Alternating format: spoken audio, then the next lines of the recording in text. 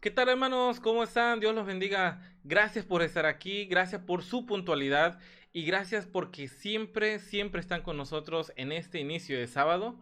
Para muchos de ustedes ya hay varias horas que han entrado en el sábado.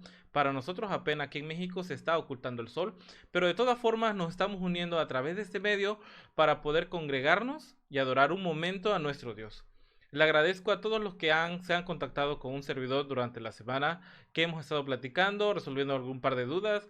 Y yo sé que de igual forma han estado siguiendo las transmisiones de nuestro hermano Leandro muy temprano, las transmisiones de nuestro hermano John García, que ha estado también colaborando en estos días en donde estamos en casa, en estos días en donde estamos, bueno, resguardados por la pandemia. Y no hemos estado solos, hemos utilizado la tecnología para podernos acompañar. El día de hoy vamos a estudiar la guía de estudio que nos traen al día de hoy, el estudio de las 7 iglesias. Vamos a estar hablando acerca de Pérgamo y Tiatira. Esas iglesias que no solamente tuvieron un contexto histórico y un cumplimiento profético, pero que ahora nos están dando una nueva luz. Una luz que puede ser accesible a ti. Y esta luz tiene que ver directamente con lo que hagamos nosotros con la información y esta información cómo la ponemos en práctica. Así que gracias por estar con nosotros. En unos momentos más te vamos a enseñar cómo descargar esta lección. En el enlace de esta lección vamos a colocarla en la descripción de este video. Vamos a colocarla ahorita en el chat. Ahí ustedes que están platicando, están saludándose. Gracias por estar con nosotros, hermanos. ¿Por qué? Porque yo sé que todavía algunos no lo tienen. Así que vamos a hacer un pequeño ejemplo de cómo descargarlo. Y pues bueno, vamos a hacer una oración porque hay mucho por aprender ahorita. Así que acompáñenme a orar, por favor. Padre Santo que estás en los cielos, santificado sea tu nombre. Gracias Dios por la oportunidad tan linda que me das de estar con mis hermanos a pesar de la distancia, a pesar de las restricciones, a pesar de esta libertad que todavía está un poco cuarteada. Padre, te pido por favor de que tú nos puedas guiar en ese momento, que nos puedas dar el entendimiento correspondiente para entender tu palabra. Vamos a analizar estas dos iglesias de Apocalipsis, Pérgamo y Tiatira, que tú nos traes una lección muy importante. Gracias, Padre, por ello. Te pido por favor de que las personas que se van a estar añadiendo a esta transmisión para que juntos aprendamos, tú las puedas traer y las puedas tener en ese momento conectadas para que, así como nosotros hemos aprendido la lección, podamos transmitir esto a ellos. Gracias, Dios, porque sabemos que siempre nos escuchas. Te pedimos que nos acompañes. Todo esto te lo pido en nombre de tu Hijo, el Señor Jesús. Amén. Y pues bueno, hermano, antes de entrar, quiero mostrarle cómo ustedes pueden descargar la escuela sabática. Ustedes se van a su explorador, en este caso yo estoy utilizando el explorador de Microsoft, pero puede ser el Mozilla Firefox, el Chrome, cualquiera. Y lo único que van a colocar ustedes es tiempo de reunión, tiempo de reunión.com. Por ejemplo, aquí a mí me sale, porque ya he hecho la búsqueda. Le doy enter, tiempo de reunión.com y nos vamos al apartado de escuela sabática. Si se dan cuenta, aquí aparece un pequeño menú desplegable y nos vamos a escuela sabática. Aquí vamos a tener varias opciones para que ustedes puedan descargar. La opción digital para tenerlo en sus tablets. La opción para imprimir, que es en los formatos A4 o tamaño carta, ya sea el contenido de la lección o la tapa y la contratapa. Voy a hacer un pequeño ejemplo. Voy a darle clic aquí en descargar la escuela sabática. Y vamos a ver qué es lo que pasa. Aquí se está descargando en la parte inferior. Bueno, no se alcanza a ver un poco, pero ahorita yo la voy a abrir. Y aquí está, hermanos. Aquí está Estudio Sintético sobre Apocalipsis. Una lección original de 1914 de los hermanos adventistas, de los pioneros adventistas. Así que, hermanos, no hay pretextos. Está la forma gratuita de poder tener la escuela sabática. Así que va a ser un honor poder compartir este estudio con todos ustedes. Pero antes de darle la entrada y la bienvenida a mi hermano John García, que él se ha preparado con la parte de Pérgamo, me gustaría hacer un pequeño ejercicio con todos ustedes. En ese momento yo me estoy encontrando en México. Aquí está México. Y me gustaría mostrar un poco dónde están ubicadas las iglesias de Apocalipsis, porque esas iglesias tuvieron un contexto real, un contexto real. En la actualidad se encuentran en lo que es Turquía. Y en este caso podemos ver aquí cómo están esparcidas las, las iglesias, ¿no? Cómo está, es Éfeso, Esmirna, un poquito más arriba Pérgamo, Tiatira, Sardis, Filadelfia y la Odisea. Ahorita en particular vamos a estudiar a Pérgamo, que en la actualidad se encuentra en Bérgama, y acá está en Tiatira, que se encuentra en la ciudad actual de Atkizar. No sé pronunciarlo bien, no, mi turco no está muy bien afinado, pero bueno, aquí está, aquí podemos encontrar la ubicación real de las iglesias. ¿Por qué hago mención de eso? Porque en muchas ocasiones podemos encontrar literatura, información religiosa, que tal vez no pueda tener un contexto histórico real, que tenga un peso real de lo que está escrito en ese libro sagrado, como muchos logran decirlo a muchos libros de otras religiones, pero hay que tener fe que en nuestra Biblia, la Biblia que estamos leyendo nosotros, a través de las traducciones, de las múltiples traducciones que han existido, se tiene un contexto, una base real. Existen esas iglesias y también existió la experiencia de los primeros cristianos que puede estar pasando hoy en día. Me gustaría, antes que nada, igual no quiero adelantarme y quitarle un poco de lo que los hermanos van a analizar, pero el mensaje de Pérgamo y Tiatira es un mensaje muy impresionante. Pareciera que estuvieran ocurriendo la experiencia de Pérgamo hoy en día. Podemos encontrar de que existe en Pérgamo una iglesia que todavía está luchando en estas dos posturas. Cómo estar bien con un esposo y cómo estar bien con el otro, el nuevo esposo, el nuevo novio, que la está orillando a conservar ciertas doctrinas, ciertas prácticas por ahí que no son las correctas. Pero sobre todo, en ese momento de la historia de Pérgamo, es un momento histórico en donde van a ver cambios en el Evangelio. Van a ver cambios en la doctrina apostólica que en unos momentos más nuestro hermano John García nos los va a explicar un poco en el ámbito histórico, pero sobre todo en qué cambios existieron. Así que no te despegues, vamos a escuchar a nuestro hermano John García, vamos a regresar para comentarlo. Por favor, yo les pido que en el chat podamos hablar acerca de estas iglesias, de todo lo que ustedes vayan entendiendo y vayan colaborando, lo vamos a estar siguiendo, así que por favor utilicen el chat porque es para ustedes. Así que regresamos ahorita después de escuchar a nuestro hermano John García.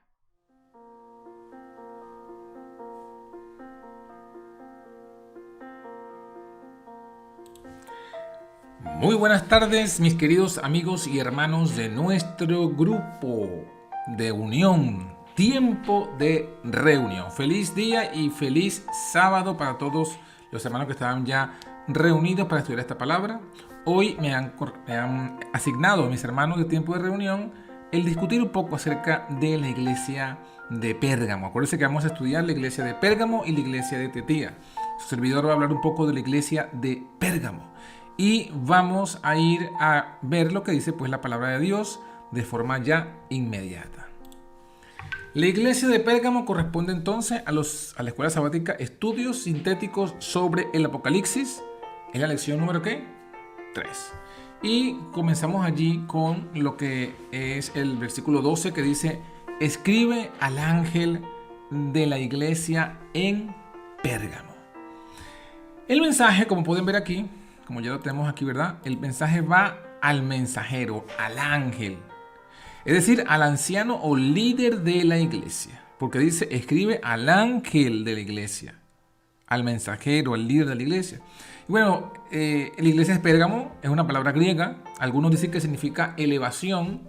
Bueno, yo quiero presentar quizás otra óptica. Aquí, lo que podemos nosotros ver es una palabra compuesta de per y gamos. Per, del griego, significa superlativo, fuerza, aumenta la significación de la voz, de algo que sea de intensidad, ¿no? Por ejemplo, cuando dice perdurable o perturbar, No solamente es durable, sino perdurable, turbar, perturbar.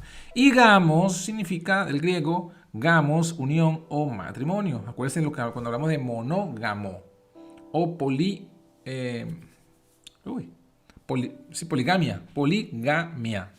Entonces viene de matrimonio. Entonces Pérgamo, por eso es que tenemos aquí, Pérgamo podría significar doble matrimonio. Y justamente representa a la iglesia cristiana en el periodo en que habiendo estado ya, como dice Pablo, desposada con Cristo, ahora quiere casarse con el mundo, con el Estado. El periodo que va del 313 al 538. Y en ese sentido, Jesús se presenta como el que tiene la espada aguda de dos filos. Dice estas cosas. Ese símbolo se da a la palabra de Dios, la espada de dos filos, está en Hebreos 4:12. Y por tanto nos muestra que Jesús es el autor de la Biblia. Es el verbo de Dios, el portavoz de la divinidad. Y es Él quien envía esta carta ¿a quién? A su pueblo. ¿Qué dice Cristo? ¿Cómo es el encomio o el elogio que hace Cristo a esta iglesia? Bueno, le dice, yo conozco tus obras, sé dónde moras, dónde está la silla, el trono de Satanás, y retienes mi nombre, y no has negado mi fe, aún en los días que fue Antipas, mi testigo fiel. Entonces, Cristo sabe todo. Esa iglesia estaba morando en Roma, que es donde está el trono de Hasatán, de Satanás. Acuérdense que es Apocalipsis 12 que nos muestra que Roma está dirigida por Satanás. Sin embargo, mantienen el nombre, el carácter de Cristo, no niegan la fe de Jesús y se mantiene firme por la obra de Antipas. ¿Quién es Antipas? Vamos a ver un poco de Antipas. Antipas, de Pérgamo, aparece una imagen en internet acerca una fotografía de este fresco. Y bueno, Antipas, tenemos aquí una explicación que da, me parece muy acertada, Alonso Jones en la Review and Herald en 3 de abril de 1900, y dice, esta palabra Antipas no es un nombre de persona, sino un término característico de ese tiempo. Está compuesto por dos palabras, anti, que significa contra, y papas, que significa papa, lo cual en nuestro inglés, dice él, ¿no?, que sería nosotros para nuestro español, y también la palabra universal papa. Y esta palabra papa es la palabra original del papa. O sea, Antipas es el que se opone o está en contra del papado, y justamente porque está comenzando a surgir la exaltación del obispo de Roma. Ahora, hablemos un poco más. ¿Cuáles son el reproche que hace Jesús a esta iglesia? Apocalipsis 2, 14 y 15 dice, tengo unas pocas cosas contra ti, porque tú tienes ahí a los que tienen la doctrina de Balaam, el cual enseñaba a Balac a poner escándalo delante de los hijos de Israel, a comer de cosas sacrificadas a los ídolos y cometer fornicación. También tienes tú a los que tienen la doctrina de los Nicolaitas, la que yo aborrezco. Entonces, el reproche de Jesús a esta iglesia es porque tiene dos doctrinas, la doctrina de Balaam y la doctrina de los Nicolaitas. Vamos a ver un poco rápidamente de estas doctrinas. La doctrina de Balaam nos habla de un tal Balaam, que ¿quién era? Bueno, era un profeta de Dios, pero que estaba en apostasía. Él, por dinero, intentó maldecir al pueblo de Dios, a Israel. Conocemos esa historia, ¿verdad? Donde él fue con el famoso asno y quería maldecir, y el asno, cuando vio a Cristo, no quería avanzar. Bueno, esa era la motivación, el dinero. Como se le fue imposible maldecir a Israel, entonces él ideó un plan. Él dijo, sabemos que Dios no permite que yo maldiga porque el pueblo está en obediencia. Si hacemos que este pueblo quebrante su obediencia a Dios, entonces Dios apartará su protección y podremos maldecirlo. Entonces, ¿qué hizo? Ideó el plan, que fue una fiesta con mujeres paganas.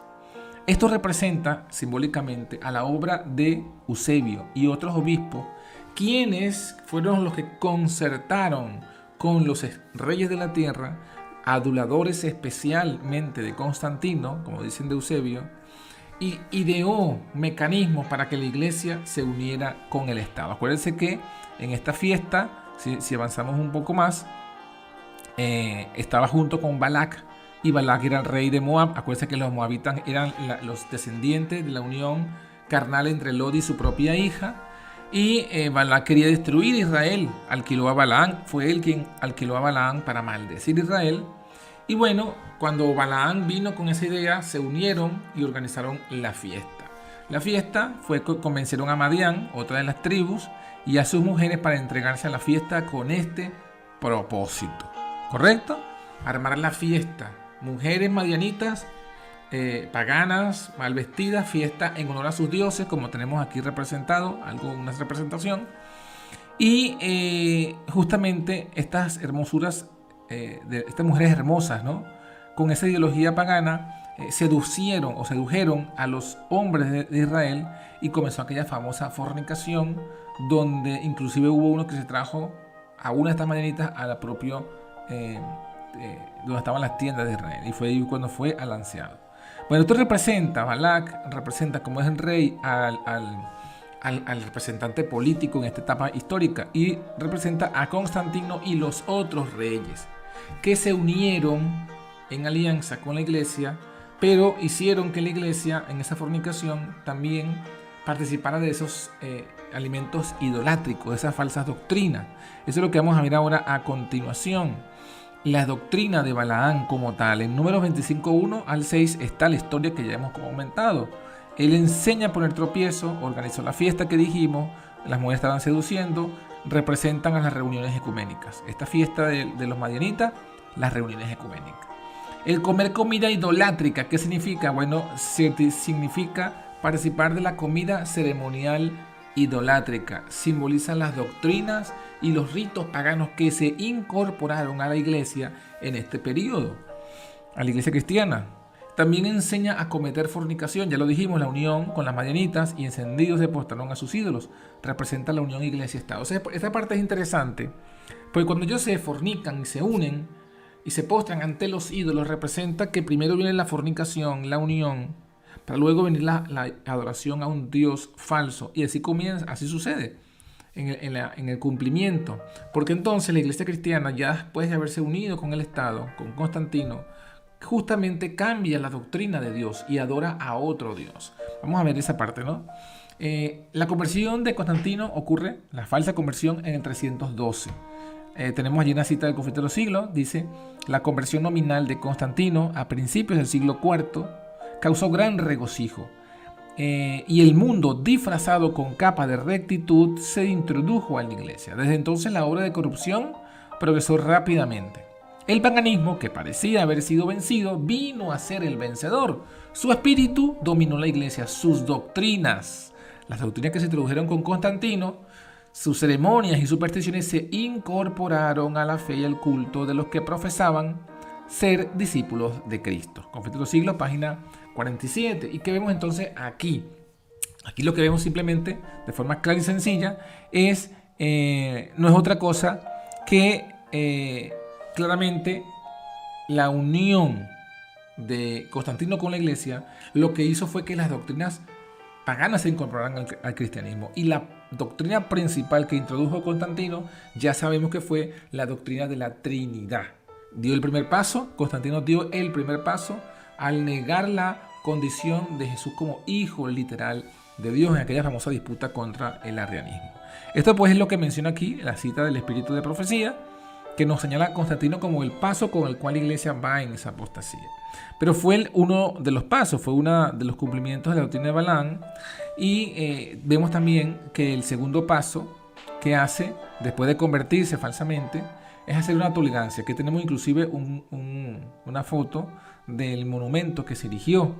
Así pues hemos promulgado con saludable y rectísimo criterio esta nuestra voluntad, para que a ninguno se niegue en absoluto la licencia de seguir o elegir la observancia y religión cristiana, ¿sí? Antes bien sea lícito a cada uno dedicar su alma a aquella religión que estimare convenible. Estos son copias de las constituciones imperiales de Constantino y Licinio, traducidas del latín al griego. Esto es parte de lo que fue el edicto de tolerancia de Milán. Ahora, si avanzamos, vemos que otra de las doctrinas que introdujo Constantino fue el domingo, fue la observancia del domingo. A principios del siglo IV, el emperador Constantino expidió un decreto que hacía del domingo un día de fiesta pública en todo el Imperio Romano. El Día del Sol fue reverenciado. Los obispos de la iglesia, inspirados por su ambición y su sed de dominio, le hicieron obrar así, pues comprendieron que si el mismo día era observado por cristianos y paganos, estos últimos llegarían a aceptar nominalmente el cristianismo, y ello redundaría en beneficio del poder y de la gloria de la iglesia. Entonces vemos otra de las doctrinas de Balaán es el domingo. Otra de las doctrinas de Balaán, ¿sí? Avanzando. Otra doctrina de Balaán, ya la mencionamos, el Concilio Ecuménico de Nicea, donde se reunieron para disuadir o resolver el tema de la naturaleza divina de Cristo, si Cristo era semejante a Dios o si Cristo era el mismo Dios, es decir, que si no era hijo de Dios. Arrio fue convocado, dice aquí que fue presidido por Ocio, ocurrió entre el 20 de mayo y el 25 de julio del 325, fue convocado por Constantino, buscando la unidad de la iglesia que estaba quebrantándose a causa del conflicto del arrianismo. Y esto fue otra de los debates que ya mencionamos, ¿verdad?, que ocurrieron en esa época. Otro de los hechos de Constantino es que él pasa la sede del Imperio Romano, de la capital de Roma, y hace otra capital en Constantinopla, y deja Roma sola para el papado. Esta decisión de Constantino justamente hace que Roma comience a decaer y el papado a surgir. Esto ocurrió, comienza la construcción justamente en el 326, se termina en el 330 y bueno, allí finalmente se traslada la capital del imperio a ese lugar. ¿Qué más tenemos por aquí? Bueno, otra de los hechos de Constantino o de las doctrinas de Balaán, ya no de Constantino sino de los que gobernó después, que fue relevante para la profecía, es Teodosio, que tenemos aquí dibujado, ¿no? Y él hace un edicto de Tesalónica, ya estamos hablando del 380. Mediante este edicto él hace la iglesia católica oficial y única iglesia de todo el imperio.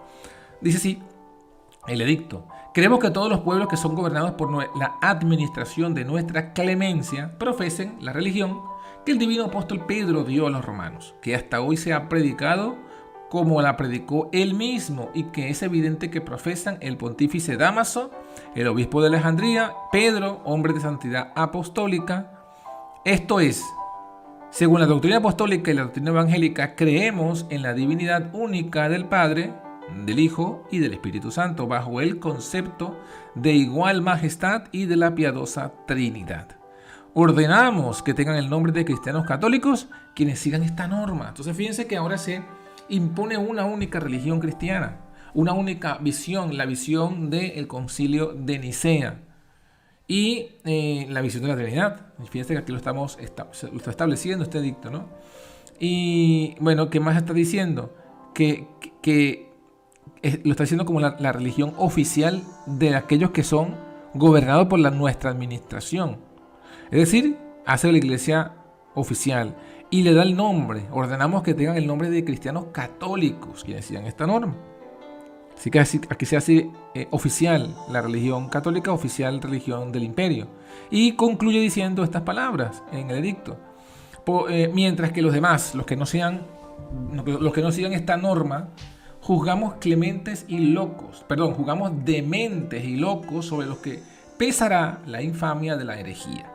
Sus lugares de reunión no recibirán el nombre de iglesias y serán objeto primero de la venganza divina y después serán castigados por nuestra propia iniciativa, que adoptaremos siguiendo la voluntad celestial. Dado el tercer día de las calendas de marzo en Tesalónica, en el quinto consulado de Graciano Augusto y primero de Teodosio Augusto, 380 en el equivalente de nuestro tiempo, ¿no? Tremendo, ¿verdad? Esto lo hace entonces Teodosio, otro quien no solamente fornicó con la iglesia caída católica, sino que además se casó, porque unió y la hizo oficial. Acuérdense que la iglesia, la religión, simbólicamente es representada bajo la figura de una mujer. Entonces no solamente fornicó los reyes con ella, sino que ahora Teodosio se casa con ella. Y bueno, lo que podemos ver es que se cierra el ciclo de la última de los eventos cuando vemos la última doctrina de Balaán en el Concilio Ecuménico de Constantinopla, justamente año siguiente del edicto, el 381. ¿Y qué agregan a la Trinidad? Esto. Creemos en el Espíritu Santo, Señor y dador de vida, que procede del Padre, que con el Padre y el Hijo recibe una misma adoración y gloria, que habló por los profetas, etcétera, etcétera, etcétera. Vemos entonces aquí, mis hermanos, que ahora se completa la doctrina trinitaria de algo que hasta ese momento, hasta el 381, no habían hecho, y era establecer la adoración del Espíritu Santo. Por eso es que, algo que siempre mencionamos, no hay evidencia bíblica. La única autoridad para adorar al Espíritu Santo es la autoridad de Teodosio en el famoso Concilio Ecuménico de Constantinopla. Bueno, todo esto finalmente causa, de allí en adelante comienza en Roma a ser debilitada y a ser atacada por los invasores bárbaros, quienes luego se dividen el imperio en 10, ¿no? Pero de esos 10, 3 cuernos fueron arrancados para el establecimiento del poder papal. Pero eso lo vamos a estudiar cuando nos toque estudiar el tema de Tiatira. Ya la última doctrina que se menciona y que a la cual el Señor reprende es la doctrina de las Nicolaitas, que ya estudiamos la semana pasada, que representa convertir la gracia de Dios en disolución, en libertinaje, una predicación en contra de la ley de Dios, convirtiendo la gracia en libertad para pecar. Esa es la doctrina de los Nicolaitas. Y esta iglesia también incorpora esa doctrina junto a todas las doctrinas que introdujo pues Constantino. Mis hermanos, lo que nos queda es ver la solución. La solución que da el Señor Jesús es el llamado: arrepiéntete, porque de otra manera vendré a ti presto y pelearé contra ellos con la espada de mi boca. El llamado es arrepentirse, a sentir tristeza por ese pecado de fornicación, ¿no? Y también implica el arrepentimiento separación del pecado. En el caso de lo que pasó con los madianitas, historia que es tomada para ejemplificar esta historia bíblica, esta profecía, vemos que finalmente los que fornicaron se lloraron y se arrepintieron. Y la evidencia es que mataron a los líderes que permanecieron aferrados a esta apostasía. En el caso que mencionamos, el que se trajo la madianita y la introdujo en la tienda de su campamento fue asaetado junto con ella. Eso es evidencia de arrepentimiento. Pero como dice el Señor, le ha dado tiempo para que se arrepienta y no quiere arrepentirse. Bueno, eso lo vamos a ver en el caso de Tiatira. La advertencia del Señor es: arrepiéntete, porque de otra manera vendré a ti presto, pelearé contra ellos con la espada de mi boca. Vendré es una venida para juicio o castigo. Pelearé, la palabra que los destruirá, la espada de mi boca. Destruirá a todos aquellos que participan en la apostasía de Balaam. Y mis hermanos, finalmente la promesa que hace el Señor: el que tiene oído, oiga lo que el Espíritu dice a las iglesias. El que venciere, daré a comer del maná escondido, le daré una piedrecita blanca, y en la piedrecita un nombre nuevo escrito, el cual ninguno conoce, sino aquel que lo recibe. La promesa entonces es el maná divino, es esa alimentación del cielo, esa piedrecita blanca, y que tendrá un nombre nuevo allí escrito. Ahí estaremos siendo renombrados por nuestro Señor conforme al carácter que habremos pues adquirido para ese momento. Bueno, mis hermanos, gracias por haber compartido esta parte. Nos hemos extendido quizás unos 5 minutos más del tiempo estimado, pero era necesario para ejemplificar y explicar todo el tema de lo que es la iglesia de Pérgamo. Ahora vamos a pasar al siguiente punto, que es la iglesia de Tiatira, y eso tendrá otra persona, otro hermano, quien va a tener entonces esta parte. Que Dios les bendiga y que pasen un feliz sábado. Bendiciones.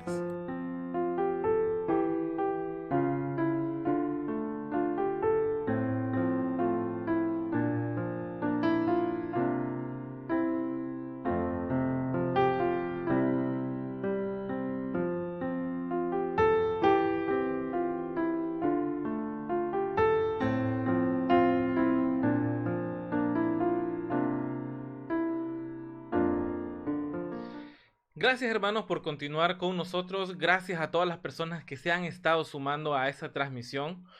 Les agradezco muchísimo por la confianza que nos dan de poder llegar hasta sus hogares, hasta sus casas. Sé que es algo muy íntimo y ustedes nos dan la oportunidad de estar con ustedes. Estamos a un paso, cercanos, pero a través de la tecnología. Nuestro hermano John nos ha traído un análisis de Pérgamo en donde yo rescato algo muy importante. Hay muchas cosas que podemos discutir y analizar desde el ámbito histórico, profético, pero hay algo que tenemos que sacar de una lección muy importante de esta iglesia. Esa iglesia estaba comenzando con una alianza terrible, estaban iniciando con una alianza terrible, sobre todo con esta unión de Estado e iglesia. En la historia está bien marcado que cuando existen estas uniones, algo fatal va a pasar. No solamente con la doctrina de esta iglesia que está haciendo alianzas con el Estado, sino con las libertades y todo lo concerniente a ello. En la actualidad hay un caldo de cultivo, pero específico para que esto vuelva a pasar. No vamos a entrar en detalles acerca de la pandemia actual, si es verdad, si es mentira, quién la provocó o qué está pasando realmente. Pero lo que sí podemos conocer es el contexto histórico que estamos viviendo también nosotros. Un momento en donde se están haciendo ciertas alianzas, ciertas iglesias o congregaciones están bajando sus normas para poder tener algo en común, para poder fortalecer una unidad, pero no una unidad en Cristo, sino una unidad para el bien común. Ese bien común no tiene que ver con fe, con un amor verdadero, con lo que Dios nos ha dejado en su palabra. Y es así como Pérgamo está perdiendo este primer amor. Se está uniendo a estas alianzas terribles en donde tratando de ganar a un emperador, está perdiendo su comunión directa con nuestro Salvador. Vimos un poco acerca de lo que Pérgamo estaba utilizando como una doctrina o que la estaba protegiendo, esta doctrina de Balaam. Así que para entrar un poco más en detalle, le voy a pedir a mi esposa Selma que nos pueda ampliar esto de Balaam. ¿Qué pasó en ese momento? ¿Qué ocurrió en ese tiempo histórico, en los momentos de Israel en el desierto? ¿Y qué es lo que la profeta del Señor, la sierva del Señor, la hermana Elena G. de Guay en sus escritos nos traen para con nosotros en ese momento? Hay que prestar oídos a esto. Yo sé que tal vez muchos de ustedes ya lo han leído, pero es bien importante darle un repaso porque hay algo muy importante para el día de hoy. Así que no te despegues porque después de este análisis inmediatamente viene nuestro hermano Henry. Así que hay mucho por delante. Hola hermanos, buenas noches. Les saluda Selma. Es para mí una bendición estar con ustedes una vez más, en esta ocasión leyendo las perlas escogidas y siguiendo con la intención del hermano que nos apoyó con esta parte de la lección. Vamos a revisar la parte de unos escritos de la hermana White, donde ella habla acerca de las características de Balaam, de cómo era Balaam, y vamos a enfocarlo al contexto de Pérgamo. Vamos a ir a Historia de los Patriarcas y Profetas en el capítulo 40, que se titula justo Balaam, en la página 416. Balaam había sido una vez hombre bueno y profeta de Dios, pero había apostatado y se había entregado a la avaricia. No ignoraba la obra de Dios en favor de Israel, y cuando los mensajeros le dieron su recado, sabía muy bien que debía rehusar los presentes de Balac y despedir a los embajadores, pero se aventuró a jugar con la tentación. Pidió a los mensajeros que se quedaran aquella noche con él, y les dijo que no podía darles una respuesta decisiva antes de consultar al Señor. Balaam sabía que su maldición no podía perjudicar en manera alguna a los israelitas, pero halagaron su orgullo las palabras de los embajadores. El que tú bendigas será bendito, y el que maldigas, maldito quedará. El soborno de los regalos costosos y de exaltación en perspectiva excitaron su codicia. Ávidamente aceptó los tesoros ofrecidos y luego, aunque profesando obedecer estrictamente a la voluntad de Dios, trató de cumplir los deseos de Balac. Balaam amó el premio de la maldad, segunda de Pedro 2:15. El pecado de la avaricia, que según la declaración divina es idolatría, lo hacía buscar ventajas temporales y por ese solo defecto, Satanás llegó a dominarlo por completo. Esto ocasionó su ruina. El tentador ofrece siempre ganancia y honores mundanos para apartar a los hombres del servicio de Dios. Les dice que sus escrúpulos excesivos les impiden alcanzar prosperidad. Así muchos se dejan desviar de las sendas de una estricta integridad. Después de cometer una mala acción, Les resulta más fácil cometer otra y se vuelven cada vez más presuntuosos. Una vez que se hayan entregados al dominio de la codicia y a la ambición de poder, se atreverán a hacer las cosas más terribles. Muchos se lisonjean, creyendo que por un tiempo pueden apartarse de la verdadera honradez para alcanzar alguna ventaja mundana, y que después de haber logrado su fin podrán cambiar de conducta cuando quieran. Estos se enredan en los lazos de Satanás, de los que rara vez se escapan. Por segunda vez Balaam fue probado. Durante la noche se le apareció el Señor a Balaam y le dijo: si vinieron para llamarte estos hombres, levántate y vete con ellos, pero harás lo que yo te diga. Números 22:20. Hasta este punto el Señor le permitiría a Balaam que hiciera su propia voluntad, ya que se desempeñaba en ello. No procuraba hacer la voluntad de Dios, sino que decidía su conducta y luego se esforzaba por obtener la sanción del Señor. Historias de los Patriarcas y Profetas, capítulo 40, Balaam, página 417. Hoy son miles los que siguen una conducta parecida. No tendrían dificultad en comprender su deber si éste armonizara con sus inclinaciones, lo hayan claramente expuesto en la Biblia o lisa y llanamente indicado por las circunstancias y la razón. Pero porque estas evidencias contrarían sus deseos e inclinaciones, con frecuencia las hacen a un lado y pretenden acudir a Dios para saber cuál es su deber. Aparentan tener una conciencia escrupulosa y en fervientes y largas oraciones piden ser iluminados. Pero Dios no tolera que los hombres se burlen de Él. A menudo permite a tales personas que sigan sus propios deseos y que sufran las consecuencias. Pero mi pueblo no oyó mi voz. Los dejé, por tanto, a la dureza de su corazón. Caminaron en sus propios consejos. Salmos 81, 11 y 12. Historia de los Patriarcas y Profetas, capítulo 40, Balaam, página 418. Los moabitas eran un pueblo envilecido e idólatra. Sin embargo, de acuerdo con la luz que habían recibido, su culpabilidad no era a los ojos del cielo tan grande como la de Balaam, por el hecho de que él aseveraba ser profeta de Dios. Se atribuiría autoridad divina a todo lo que diría. Por lo tanto, no se le iba a permitir hablar como quisiera, sino que habría de anunciar el mensaje que Dios le diera.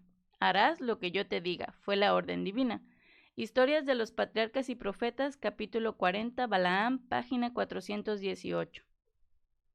Y bueno, hermanos, aquí podemos ver cómo es la doctrina de Balaam, cómo él era un profeta de Dios y tenía la palabra de Dios y pudo ver visiones, pero se dejó corromper por su avaricia. Y la hermana nos dice que muchas veces el enemigo sabe que esa es una de las debilidades más fuertes del hombre y va a traernos de esa manera para que después nosotros caigamos en muchas otras cosas más, porque es permitir estar en el juego del enemigo, es ponernos en un lugar donde nosotros no sabemos jugar.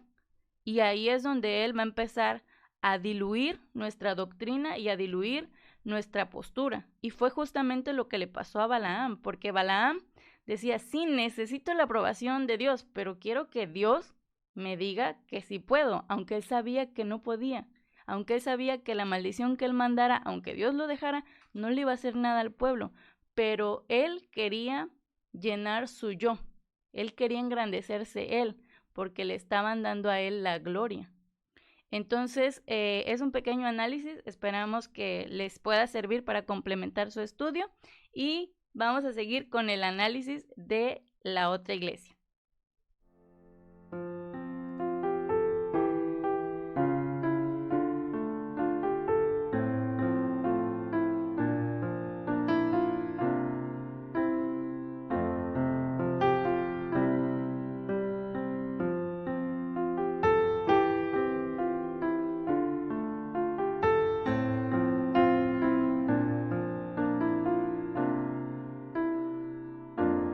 Gracias a mi esposa Selma por ese aporte que nos dio. un breve aporte. Nos gustaría hacer otro aporte al finalizar lo que nuestro hermano Henry tiene que compartirnos. Pero, ¿qué les pareció, hermanos? Tremendo, ¿verdad? Cómo este profeta, que era un profeta de Dios, era un hombre bueno, se dejó descarriar por la avaricia. Cómo Pérgamo, tratando de conquistar esta alianza, esta alianza estratégica para evitar persecución con el emperador romano, hizo que perdiera de vista su propósito, su primer amor. Qué terrible, hermanos, porque esto puede estar pasando hoy en día. Una de las cosas que hemos estado analizando es de que no solamente las iglesias tienen una aplicación profética en los tiempos, en Apocalipsis, sino que también corresponden al estado espiritual de todos nosotros. Actualmente está prevaleciendo, por obvias razones, el estado laodicense, pero estas características o estas deficiencias de estas iglesias o estas virtudes también las podemos estar teniendo ahorita. ¿Qué tipo de alianzas, qué tipo de contratos estamos haciendo para ganar X o Y hermano o hermana o algo o algún sector público? Tengamos que hacer esta reflexión. Y bueno, sobre todo no tolerar estas doctrinas que puedan llegar. Un poco de esto nos va a hablar ahorita nuestro hermano Henry, sobre todo con esta nueva iglesia. Esta iglesia de Tiatira, que sobre todo de las cosas que se destaca en ella es una terrible persecución. Una persecución en donde pusieron delante de ellos la fe y el escudo que podían tener en su Salvador. Así que no le quito más tiempo a nuestro hermano. Él ha hecho un excelente análisis. Vamos a colocar todo el análisis que él ha hecho de esa lección de escuela sabática en el enlace de aquí abajo, en esa descripción.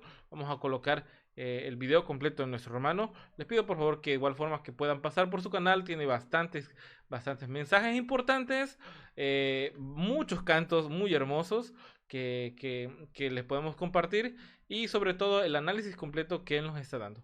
Así que en ese momento vamos a tomar de ese análisis de la lección de escuela sabática, vamos a tomar la parte de Tiatira que me gustaría compartirla contigo.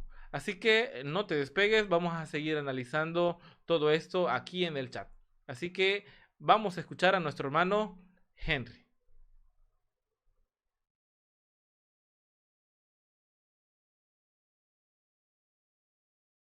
Entonces tenemos ahora el mensaje a Tiatira. Después de haber visto Pérgamo y vimos cuál es el problema que existía en la iglesia de Pérgamo, ¿verdad? Donde básicamente era un problema de doctrina. La iglesia había aceptado y estaba permitiendo que algunas personas predicasen algunas doctrinas que, bueno, por lo menos dice que Dios aborrecía. La doctrina del Balaam y la doctrina de los Nicolaitas. Veamos ahora a ver cuál era el problema en Tiatira.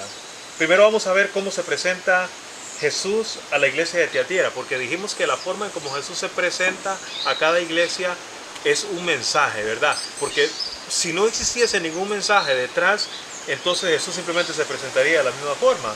Pero Jesús se presenta de una forma particular para cada iglesia. ¿Cómo se presentó Jesús a la iglesia de Tiatira? A ver, ¿quién me ayuda con eso? Dice que Jesús se presenta como el Hijo de Dios, Wow. que tiene sus ojos como una llama de fuego y sus pies semejantes al latón fino. Así es la manera como se presenta el Señor a la iglesia de Tiatira. Interesante, ¿verdad? Porque habría que estudiarlo más profundo, pero yo pienso que inclusive podríamos pensar que Jesús se presenta a cada iglesia dependiendo de la necesidad y la situación por la cual está pasando cada iglesia. Ahora, ¿cómo era la iglesia de Tiatira? Era una iglesia que tenía cosas muy positivas. ¿Como cuáles, Fabricio? Dice en Apocalipsis 2:19: yo conozco tus obras y amor y fe y servicio y tu paciencia y que tus obras postreras son más que las primeras. Wow, oiga Said, qué cosa más interesante. Dice que la iglesia de Tiatira era una iglesia que tenía amor. Ellos amaban a los niños, ellos amaban a las personas mayores, ellos amaban a todos. Y dice que no solamente tenían amor, era una iglesia de servicio también. Tenían Servían paciencia a los demás. Tenía paciencia. Y también tenían, ¿qué más? Fe. Tenían mucha fe. O sea, ellos creían que en realidad Dios respondía a sus oraciones cuando ellos elevaban oraciones a Dios. Ahora, dice que las obras postreras, o sea, las obras que se hacían en Tiatira en ese momento eran más y mejores que las que se hacían anteriormente. Ahora, sería bueno pensar en nuestra iglesia actual, ¿verdad? Porque la iglesia de Tiatira ya no existe, hace 2000 años y un periodo profético, pero es en nuestros días. Podríamos preguntar, ¿existe en nuestros días personas con estas características dentro del profeso pueblo de Dios? Sí. Sí las hay, claro que las hay. Ahora, yo creo que no solamente las hay, creo que todos deberíamos de tenerlo. ¿O alguien cree que no hay que tener amor? Sí, hay que tener amor. Hay que tener amor, hay que ser una persona de servicio, hay que tener paciencia, algo que nos cuesta mucho a veces. Y nuestras obras cada día deben de ser como Mejores que las primeras. ¿cierto? O sea, hoy más bien nuestras obras deben de ser mejor que ayer. Mañana tienen que ser mejor que hoy. ¿Por qué? Porque la imagen de Cristo se está desarrollando en nosotros, que está formando en nosotros. Y más semejantes a Cristo, ¿cómo van a ser las obras? Mejores. Por supuesto. Ahora, lamentablemente la iglesia de Tiatira no estaba exenta de errores y de cosas negativas, porque ahora Jesús, el Hijo de Dios, le dice a la iglesia de Tiatira que tiene algo contra ella.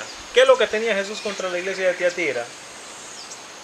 Permitió algo igual, estaba permitiendo algo igual que la iglesia de Pérgamo. Wow. Dice que estaba permitiendo a esa mujer Jezabel, que se dice profetiza, le estaba permitiendo enseñar y le estaba permitiendo seducir a sus hijos, a sus siervos, a fornicar y a comer cosas sacrificadas a los ídolos. Exactamente igual como vemos en la reprensión de la iglesia de Pérgamo. Estaban cayendo en la misma situación. Wow. Ve qué interesante la palabra que se utiliza, Fabricio. Dice, tengo unas pocas cosas contra ti que toleras. ¿Qué es tolerar? Tolerar es permitir. Es algo muchas veces que no lo hacemos de la mejor ganas, pero lo toleramos, ¿cierto? Usted dice, bueno, yo no tolero, o yo apenas es que tolero, qué sé yo, una fruta X. ¿Qué significa? Que usted no le gusta, pero al fin y al cabo la tolera, la pasa, ¿cierto? Ahora, parece que la iglesia de Tiatira no era como que ellos aplaudían, no era que todos estaban contentos cuando esta mujer Jezabel comenzaba a enseñar, pero ¿qué estaban haciendo? Estaban tolerando. Estaban tolerando. Estaban permitiendo. Ve qué interesante. No era que se agradaban de lo que ella enseñaba, la estaban tolerando. Ahora, si nosotros viéramos eso en nuestros días, pregunto, ¿se están tolerando cosas dentro de la iglesia? ¿Se están tolerando personas que están enseñando cosas terribles? Doctrinas demoníacas, podríamos decir. Ahora, interesante, porque recordemos, y por eso mencionábamos, Jesús se presenta a la iglesia de Tiatira como el Hijo de Dios. Podríamos pensar,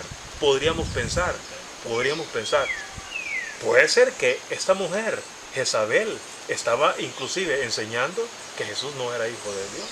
Ahora, pregunta, en nuestros días, hay personas que se están parando al frente en los púlpitos y están predicando de que Jesús no es el Hijo de Dios. Yo personalmente, nosotros personalmente lo hemos visto. Personas que se paran en el púlpito, como dice la sierva del Señor, con la tea de Satanás, a predicar que Jesús no es el Hijo de Dios. Pero también en la iglesia de Tiatira y en todas las iglesias Pienso que es una amonestación para llevarnos al arrepentimiento, porque Dios es amor y Él no quiere que nosotros permanezcamos en la ceguedad del pecado. Entonces es muy interesante porque hemos encontrado en estas dos iglesias, tanto en Pérgamo como en Tiatira, un mensaje de amor para nosotros, porque en algún momento cuando entregamos nuestra vida al Señor, podemos deslizarnos y podemos, sin darnos cuenta, permitir que tanto las doctrinas, esta mujer Jezabel, algún falso profeta o alguna doctrina como la de Balaán o los Nicolaitas, entren a nuestra mente, en nuestro hogar o en nuestra iglesia también. Entonces, hoy nos llegó un mensaje muy especial, tanto a nosotros como familia y a ustedes en sus hogares, también para que podamos abrir los ojos, para que el Señor en esta hora nos abra el entendimiento, abra nuestro corazón y nos demos cuenta en la condición en la cual estamos. Correcto. Para que Él nos limpie y nos guíe y enderece nuestros pasos alineados con su palabra. Correcto. Ahora, ¿conoce Jesús que a pesar de las cosas que se dan en las iglesias, en las familias, individualmente, sabe Jesús que hay personas que tienen un corazón sincero? Vean lo que dice en el versículo 24. Pero a vosotros y a los demás que están en Tiatira, a cuantos no tienen esa doctrina y no han conocido lo que ellos llaman las profundidades de Satanás, yo os digo, no os impondré otra carga. Es que interesante, ya lo que estábamos quizá hablando un poco antes. En Tiatira no todas las personas estaban aceptando esta doctrina, no todas las personas estaban tolerando y aceptando lo que esta señora Jezabel estaba enseñando. Había un pequeño grupo que no la toleraba. Ahora, eso nos hace recordar qué cosa, que en los últimos tiempos también habrá un pequeño grupo que no tolerará y que no permitirá y que no aceptará las doctrinas de Jezabel, ni de Balaam, ni de los Nicolaitas, ni de ninguna otra persona que quiera enseñarnos un evangelio diferente a este. Ojalá que nosotros podamos estar entre ese grupo, ¿verdad? Amén. Ojalá que nosotros podamos estar en ese grupo. Es lo más importante, que usted y yo estemos en ese grupo que no toleramos. Ahora, es muy importante aclarar esto, ¿verdad? No tolerar no significa gritar y ofender y hacer sentir mal a nadie. No, así no lo hizo Jesús. Jesús no toleró el pecado, Jesús no toleró enseñanzas satánicas, pero aprendamos de Jesús cómo lo hacía Jesús. ¿Verdad? ¿Cómo lo hacía Jesús? No es gritando, no es ofendiendo, no es malinformando, no es hablando mal del hermano a espalda. No, así no es, hermano. Así no fue como Jesús trató estas situaciones. Nosotros debemos de aprender de Jesús.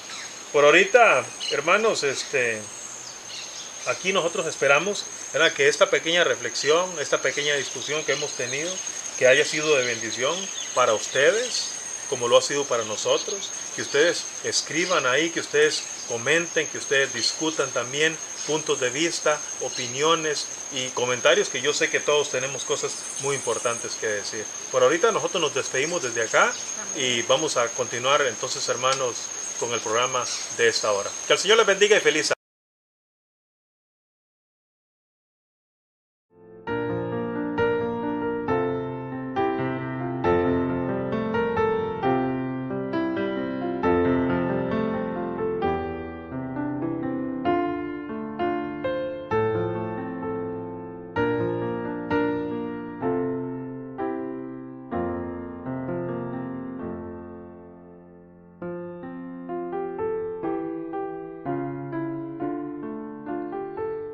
Gracias, hermano Henry y familia, porque ahora nos han traído ante nosotros a toda la familia, hermosos hijos que pueden colaborar con el ministerio.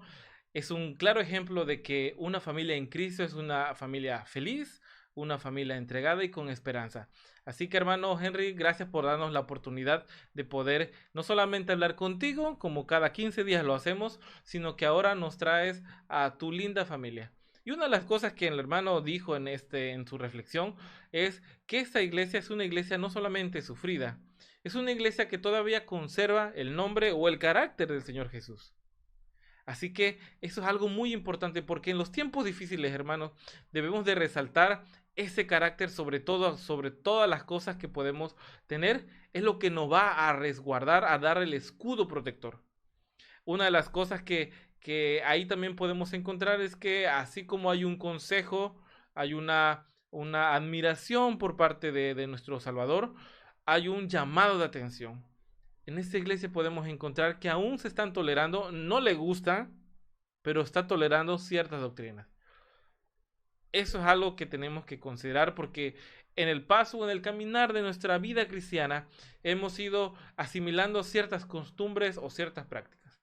No sé cuáles en general, tú lo sabes en particular, pero tenemos que ir desprendiéndonos poco a poco, porque así una de las cosas que me quedó bien grabado de lo que nuestro hermano Henry dijo es de que hoy tenemos que hacer lo necesario y lo suficiente para tener el carácter de Cristo. Y mañana tenemos que ser un poco mejor que lo que fuimos hoy. Porque el carácter de Cristo tiene que avanzar en nosotros, no tenemos que ir para atrás. Y si caemos tenemos que recuperarnos y nuevamente avanzar en ese camino. Yo sé que el día de hoy tal vez tú tengas muchos problemas, tal vez tuvieses algún pleito en casa, algo que estás acostumbrado y que tú sabes que no debes de hacerlo. Esa decisión de no hacerla no es de Cristo, es tuya, pero la fuerza para hacerlo es en el nombre de Él. Así que hermano, hoy te invito que al terminar esta escuela sabática vamos a hacer una oración por esos problemas que tú tal vez tienes. Tal vez pueden ser económicos, tal vez pueden ser en trabajo, tal vez pueden ser enfermedad. Esas cosas que nos están haciendo todavía tolerar ciertas cosas en nuestra vida, pero que sabemos de que es muy difícil quitarlas por nuestra propia fuerza. Solamente un milagro puede hacer que eso cambie en nosotros. Y hay que cambiarlo porque con esto, no podemos avanzar más allá. Así que ahora le doy tiempo una vez más a mi esposa Selma para abarcar un poquito más acerca de esas perlas escogidas. Durante lo que estuvimos analizando con nuestro hermano Henry, hablaba acerca de esta Jezabel, esa Jezabel que tolera algo. Así que vamos a leer, vamos a estudiar, vamos a escuchar a mi esposa Selma con esas perlas escogidas para nosotros el día de hoy. Y bueno, hermanos, vamos ahora a analizar unos escritos que tienen que ver con Tiatira, bueno, con Jezabel, pero lo vamos a comparar con lo que dice la Biblia de la iglesia de Tiatira.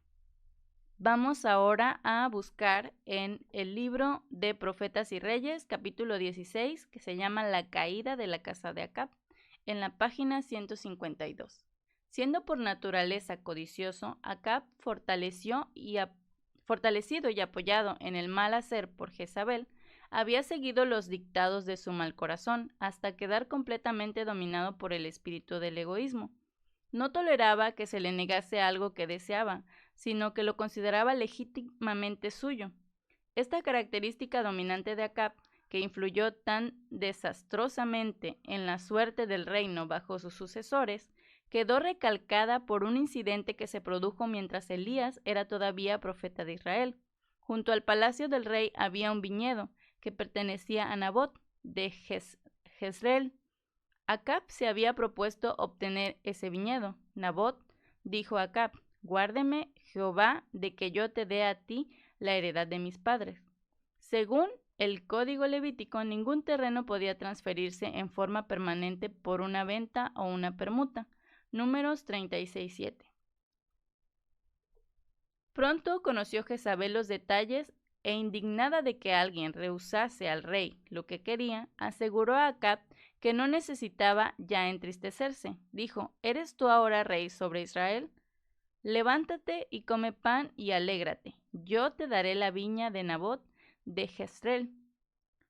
A Acab no le interesaban los medios por los cuales su esposa pudiera lograr lo que deseaba, y Jezabel procedió inmediatamente a ejecutar su impío propósito. Escribió cartas en nombre del rey, las selló con su sello y las envió a los ancianos y nobles de la ciudad donde moraba Nabot, para decirles: «Proclamad ayuno y poned a Nabot a la cabecera del pueblo, y poned 2 hombres perversos delante de él, que atestiguen contra él y digan, tú has blasfemado a Dios y al rey. Y entonces sacadlo y apedreadlo y muera. Profetas y Reyes, capítulo 16, la caída de la casa de Acab, página 153. Los ancianos y los principales que moraban en su ciudad lo hicieron como Jezabel les mandó, conforme a lo escrito en las cartas que ella les había enviado. Entonces Jezabel se dirigió al rey y le invitó a levantarse y tomar posesión del viñedo.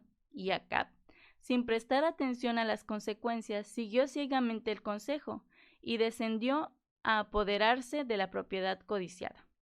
No se le dejó al rey disfrutar sin reproches de lo que había obtenido por fraude y derramamiento de sangre. Entonces fue palabra de Jehová a Elías Tisbita, diciendo, levántate, desciende a encontrarte con Acab, rey de Israel, que está en Samaria, y hablarle has, diciendo, así ha dicho Jehová, ¿no mataste y también has poseído?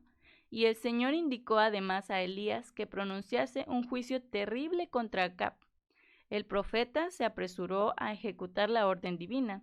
El gobernante culpable, al encontrarse frente a frente en el viñedo con el severo mensajero de Jehová, expresó su temor y sorpresa con estas palabras. ¿Me has llamado enemigo mío? Profetas y Reyes, capítulo 16, la caída de la casa de Acab, página 153.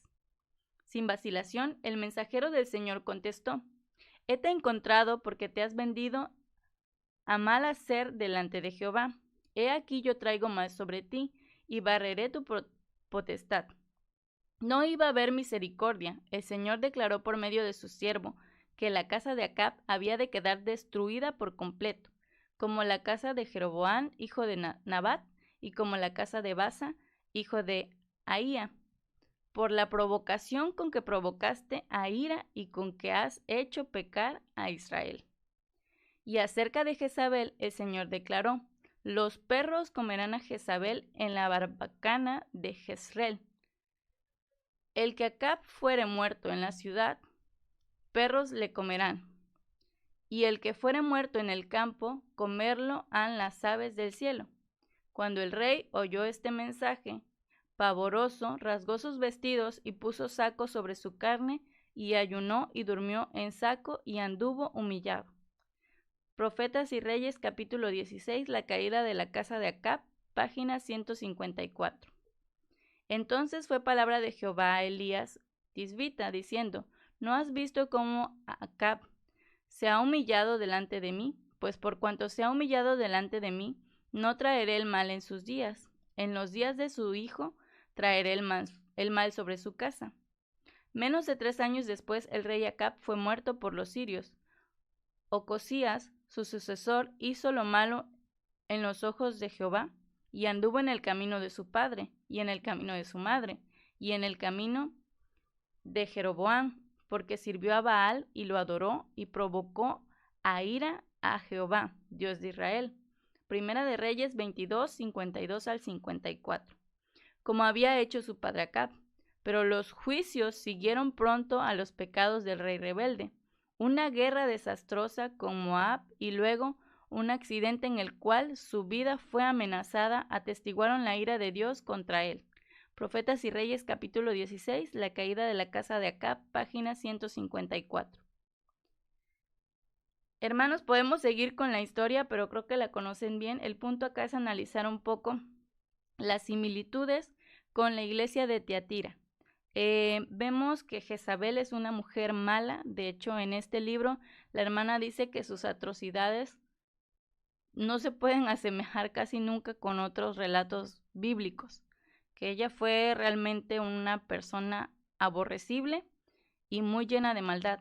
Pero el punto acá a analizar es que su esposo, que no era cualquier persona, era alguien del pueblo de Dios, cedió por querer alcanzar sus propios deseos. No le importaba, dice ahí, cómo era que su esposa conseguía las cosas.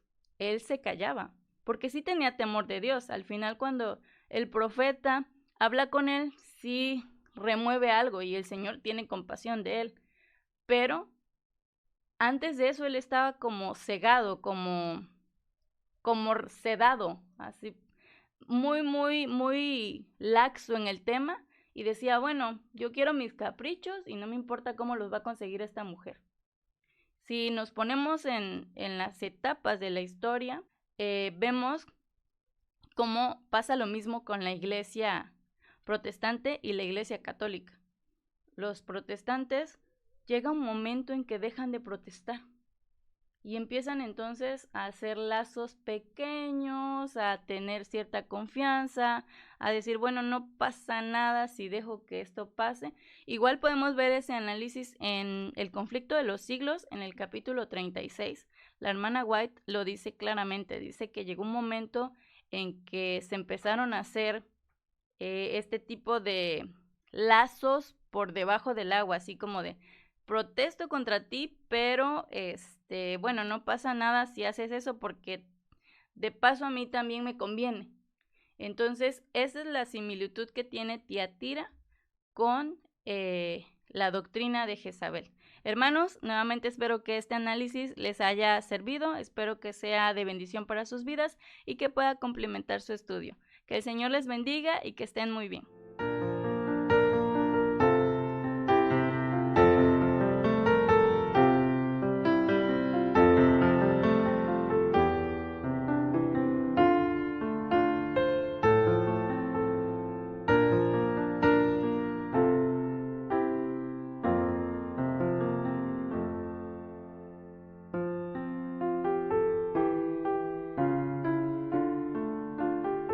Gracias hermanos por escuchar hasta ahorita esta transmisión. Gracias a mi esposa por colaborar nuevamente con esas perlas escogidas para todos nosotros. Ya hemos estado abarcando bastante tiempo, hemos estado platicando bastante. Gracias por todos los hermanos que se están reuniendo con nosotros en las transmisiones. Yo les pido, hermano, que no se olviden de orar. No se olviden de orar porque en estos tiempos debemos estar muy unidos en nuestro Salvador. Una de las cosas que hemos entendido en esta transmisión es de que tenemos que escuchar los consejos de nuestro Salvador. También tenemos que escuchar estos regaños que nos llegan a nosotros, estas reprimendas, porque sin ellos no podríamos dejar nuestro viejo yo. Tenemos que dejar de hacer alianzas con el mundo, porque la única forma de encontrar salvación es completamente confiados en Cristo Jesús. Tenemos que rescatar nuevamente el carácter que Cristo ha tratado de establecer en nosotros. Y sobre todo, hermanos, cuando vas a darle clic a esa página para distraerte, para hacer muchas cosas que no tienen nada que ver con nuestro Salvador, por favor, te pido de que hagas un alto y le pides al Señor en una oración rápida de que te pueda dar fuerza para no hacerlo.